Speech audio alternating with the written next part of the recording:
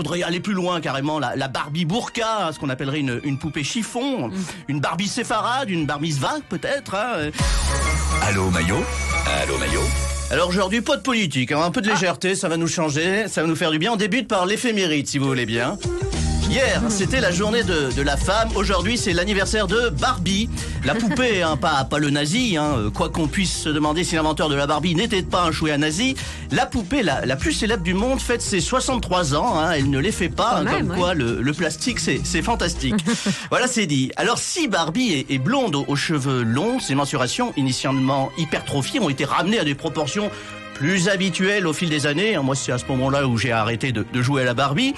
Si bien qu'à ce jour, et n'en déplaise à certains, il existe une Barbie pour à peu près tous les groupes ethniques du monde. Vous avez vu, il y a des Barbies noires, des Barbies rouges, des jaunes, des Barbies vertes et des pas mûres.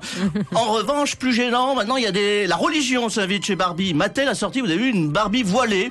Chez les vendeurs de jouets, la seule religion, hein, c'est l'argent, vous le savez bien. Hein. Faudrait aller plus loin carrément, la Barbie burqa, hein, ce qu'on appellerait une poupée chiffon, une Barbie séfarade, une Barbie Svag peut-être. Hein. Et moi je dis peut-être à quand la barbiturique, hein, la Barbie dépressive.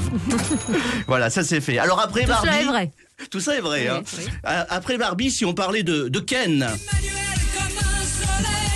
Emmanuel Macron, évidemment, hein, 0% de matière grasse, 33% de matière électorale, 100% de testostérone. Oui, je vous ai dit hier, hein, maintenant je prépare l'avenir. Hein, un compliment chaque jour sur Emmanuel Macron. C'est normal. Hein, moi, je l'adore, notre président, déjà physiquement. Hein. Quelle beauté. Hein. Oh là là là là. Depuis 2 jours, je regarde en boucle sur mon fond d'écran les fameuses photos en noir et blanc où l'on découvre Emmanuel Macron à l'Élysée, parasé, le regard inquiet et ténébreux. On voit dans ses yeux toute la lutte acharnée pour arrêter le conflit, toute sa détermination à sauver le monde. C'est sublime de spontanéité.